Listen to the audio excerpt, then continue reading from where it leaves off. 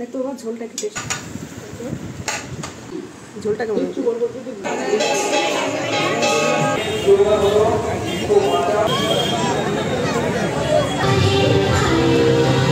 পিছিয়ে গেলাম তো।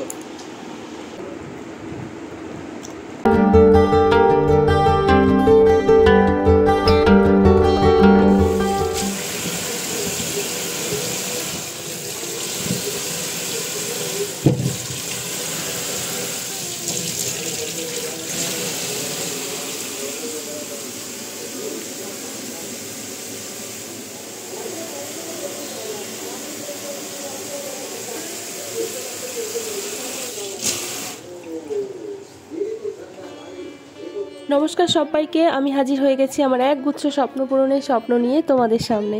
তোমরা সবাই কেমন আছো? আশা করছি ভালো আছো, আমরাও ভালোই আছি। তো আজকে হচ্ছে শুক্রবার, আর আজকে হচ্ছে রথযাত্রা। তোমাদের সবাইকে রথযাত্রার শুভেচ্ছা। যদিও বা আমার ভিডিওটা দিতে দিতে রথযাত্রা পার হয়ে গেছে, তাতে কি হয়েছে, উল্টো রথ তো এখনও আছে। উল্টো রথেরই অগ্রিম শুভেচ্ছা জানিয়ে রাখলাম তোমাদের। তো যাই হোক, আজকে সকালবেলা ঘুম থেকে উঠে সমস্ত ঘর বাড়ি পরিষ্কার পরিচ্ছন্ন করে তারপরে কিন্তু স্নান করে পুজো দিয়ে এই যে আমি এখন চলে এসেছি রান্নাঘরে। জানি হয়তোবা তোমরা বলবে আজকে রথযাত্রার দিনে মাছ খাচ্ছ, আমিষ খাচ্ছ, কিন্তু কিছু করার নেই।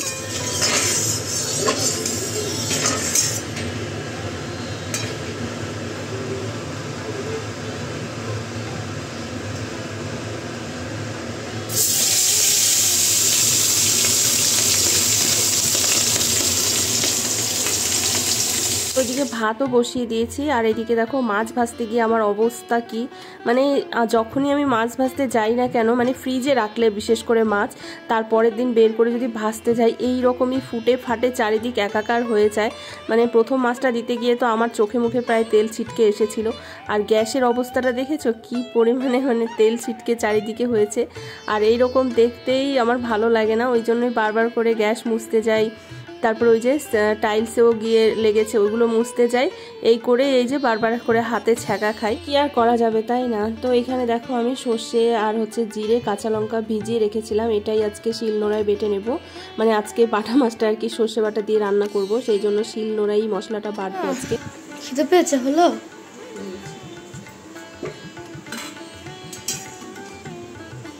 দেখো তোমার ঝোলটা কি টেস্ট করে হাতে।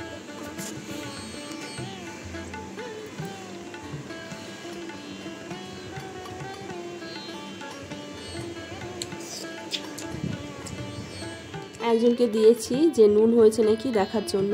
তো প্রথমে তো দিলাম খুন্তি করে, সেটা খেয়ে বলে আমি বুঝতে পারলাম না, আমাকে একটা বাটি করে দাও তাহলেই আমি বুঝতে পারবো।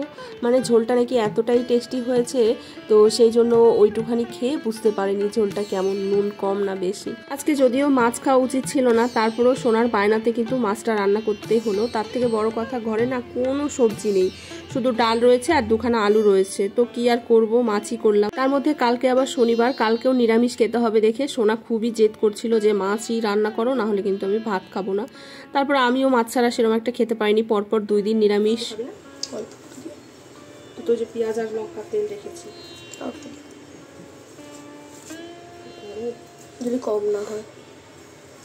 ওদিকে মাছের ঝোলটাও কিন্তু হয়ে গেছে। ঝোল বলতে সর্ষে বাটা দিয়ে একটু ঝোলঝোলই করেছি। সোনা যেহেতু ঝোল ছাড়া একদমই খেতে পারে না, সোনার বাবা শুকনো শুকনো খেয়ে নেয়, কিন্তু সোনার আবার ঝোল লাগে। আর ডাল আর ইচ্ছে করলো না করতে, সেই জন্য মাছটা একটু ঝোলঝোল করেই করলাম সর্ষে বাটা দিয়ে। আর এখানে এই যে আলু সেদ্ধটা বের করে নিয়েছি, ভাতের মধ্যে দিয়েছিলাম। এখন এই যে কাঁচা পেঁয়াজ দিয়েই মাখলাম। পেঁয়াজ ভাজতে বলেছিল সোনা, কিন্তু আমি আর ভাজলাম না, কিন্তু শুকনো লঙ্কা দিয়েছি। মানে শুকনো লঙ্কা ভেজে তারপরে আলু সেদ্ধটাকে মেখেছি। তারপরে এই যে সোনার আর আমার ভাত বেড়ে নিয়েছি। সোনার বাবা চলে এসছে, বলো তোমরা খেয়ে নাও, ও বাথরুমে গেছে স্নান করতে, নাকি ওর দেরি লাগবে, কি জুতো পরিষ্কার করবে না কি কি করবে। তাই সোনার আমি এখন খেয়ে নেব। প্রচণ্ড পরিমাণে খিদে পেয়ে গেছে, সকালে সেরকম একটা কিছু খাওয়া হয়নি। ছাতু খেয়েছিলাম সোনার আমি, শরবতের মতো করে পাতলা করে গুলে একটুখানি ছাতুই খেয়েছিলাম। তো এখন খিদে পেয়ে গেছে, সোনাও বলছে মা আমাকে খেতে দিয়ে দাও, ওই জন্য ওর বাবার জন্য ওয়েট করলাম না। আর ওর বাবার তো ঠিক ঠিকানা থাকে না, কোনোদিন তাড়াতাড়ি আসে, কোনোদিন আবার দেরি হয়। তো সোনা আবার বলছিল মা মাছের ঝোলটা একটু দেখাও। ঝোল তো না, সর্ষে বাটা দিয়ে ঝোলই, আবার ঝোল না, কি বলবো তোমাদের। তো বললো একটু দেখাও। ঝোলের কালারটা আজকে কি দারুণ হয়েছে, আর খেতেও খুব সুন্দর হয়েছিল। মাছ ভালো হলে না তরকারি কিন্তু অটোমেটিকলি ভালো হয়ে যায়। মাছটা এত স্বাদ ছিল, যেহেতু বর্ষার মাছ আর পেটের মধ্যে পুরো ডিম ভর্তি। সোনা তো ভীষণ খুশি হয়েছে, ও মাছের থেকে বেশি মাছের ডিমটা দেখে খুশি হয়েছে। আর চন্দনও তো মাছটা খেতে অত ভালোবাসে না, তবে মাছের ডিমটা খেতে ভীষণ ভালোবাসে। ও জানতোই না যে আমি এই মাছটা কালকে এনে রেখেছি। খেতে বসে বলছে যে মাছ কোথায় পেলে, আমি বললাম কালকেই একসাথে এনে রেখেছিলাম। ও জানতো না। খেতে বসে দেখে না ভীষণ খুশি হয়েছে, আসলে মাছ দেখে না, ওই যে মাছের ডিমটা দেখে খুশি হয়েছে। ডিমটা একটু টেস্ট করে দেয়, ঝোলটা কেমন দারুণ বল। পুরো ডিম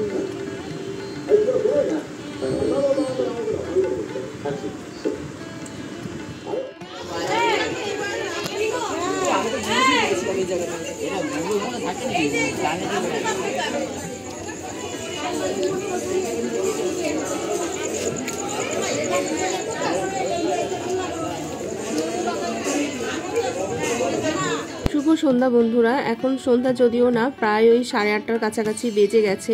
আসলে আমরা বেরোতে চেয়েছিলাম সন্ধেবেলায়, কিন্তু সোনার যেহেতু আজকে পড়া ছিল 6টা থেকে, তো ভাবলাম যে সোনার পড়া হয়ে গেলে একবারেই বেরোবো। তবে যার জন্য আর কি থাকা বাড়িতে না বেরোনো, সেই বেরোলো না। সোনা একদমই বেরোতে চায় না এখন, তাও ভেবেছিলাম যে বেরোবে নাকি, তবে বেরোয়নি। আমি আর ওর বাবাই বেরিয়েছি, আর বেরিয়েই প্রথম রাস্তায় দেখতে পেলাম এই যে রথ নিয়ে যাচ্ছে, তাই রথের দড়িটা একটুখানি টেনে নিলাম। রথের দড়ি টানা জানোই তো কতটা পুণ্যের, সেটা তো আর বলার কিছু নেই।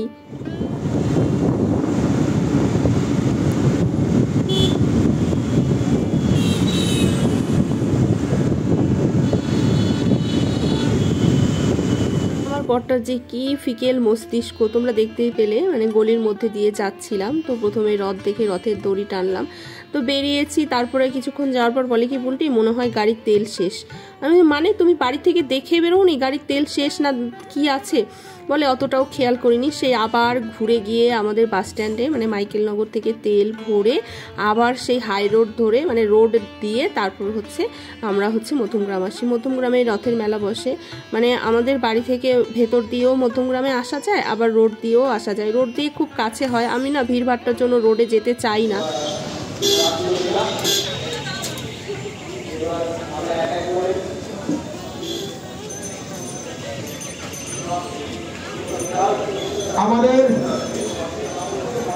এসেই না আমরা দেখতে পেলাম যে এইখানে প্রসাদ দেওয়া হচ্ছে, আর আমার তো এরকম লাইনে দাঁড়িয়ে প্রসাদ পেতে কি যে ভালো লাগে বিশ্বাস করো।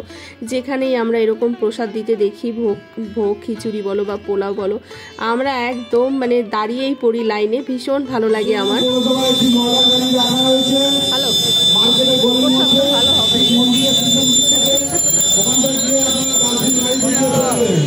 অনুগ্রহ করে বলছি আপনারা রাস্তাঘাটে কাটাকাটি করবেন না, রাস্তাঘাটে ছেড়ে দাঁড়ান, রাস্তাঘাটে ছেড়ে দাঁড়ান, যখন তখন দুর্ঘটনা ঘটতে। সত্যি গো, ভোগের কথা আর কি বলবো। ভোগ এমন একটা জিনিস, মানে কি বলবো, অমৃতের থেকেও মনে হয় বেশি স্বাদ।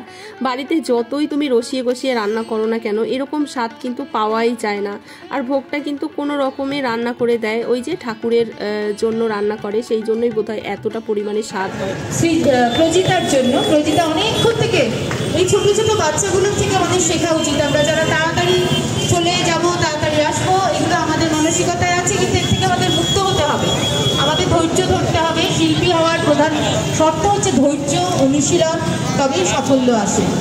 অনুষ্ঠান করলাম, চলে গেলাম, এটা কিন্তু কোনো বড় একটু খেয়ে আমরা এই যে চলে এসেছি রথের কাছে, আর এইখানেই কিন্তু রথের মেলাটা বসে মধ্যমগ্রাম কালীবাড়ির অপোজিটে। তো এইখানে এসে আমি পান কলা, মানে জগন্নাথ তারপরে বলরাম সুভদ্রাকে পুজো দেওয়ার জন্য যে পান কলা লাগে, সেগুলো কিন্তু এখানেই বিক্রি হচ্ছিল। তো আমি প্রসাদ হিসেবে পান কলা কিনে নিয়ে এখন এই যে পুজো দিতে ঢুকেছি। বাপরে বাপ, এত পরিমাণে ভিড়, মানে কি বলবো। পুজোটা তো কোনো রকমে দিতে পারলাম। পুজো দেওয়ার পরে এখান থেকে বেরোনোর সময় মনে হচ্ছে যেন এই বুঝি মানে হাতে পায়ের তলায় পড়ে যাবো। মানে যেমন ধাক্কা ধাক্কি তেমন ভিড়, দেখতেই পাচ্ছ। চন্দন কিন্তু এইসব ভিড়ে একদমই ঢুকতে চায় না, আমাকেও বলেছিল থাক তুমি মনে মনে ঠাকুরকে ডাকো তাহলেই হবে, ওই ভিড়ের মধ্যে যেতে হবে না যদি চাপা পড়ে যাও। কিন্তু তারপরেও মনটা মানলো না, না যাই, এত দূরে এসছি, রথ দেখতে এসছি, আর ঠাকুরকে একটু পুজো দেবো না। তো সেই জন্যই ঢুকেছি আর কি। চন্দন, সোনা, ওরা তো সোনা আসলেও তো একদম ভিড়ভাট্টা মানে পছন্দই করে না, যেতে চায় না। সোনা আসলে তো ভীষণ রেগে যেত, হ্যাঁ তোমার ওই ভিড়ের মধ্যে কেন যেতে হবে। আর ছেলেটা না কেমন যেন বড় হয়ে গেল জানো তো, মানে খুব তাড়াতাড়ি বড় হয়ে গেল। দেখো ওর মতো বয়সে আমরা মানে বাইরে বেরোনোর জন্য পাগল হয়ে যেতাম, আর ও না এখন দিন দিন বেরোতেই চায় না।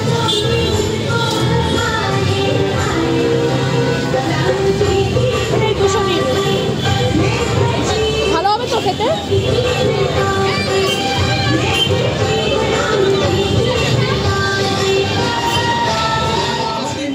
আমার জিনিস শেষ হয়ে গেল, তাহলে পিছিয়ে গেলাম তো। তাহলে কি হবে, আমাকে করতে হবে কি আরো কিছু করে রাখতে রেখে যেতে হবে। এরপরে ভাই তোকে আর ইনভেস্ট করতে হবে, তুই তাকে এগিয়ে গেলি। এই এলো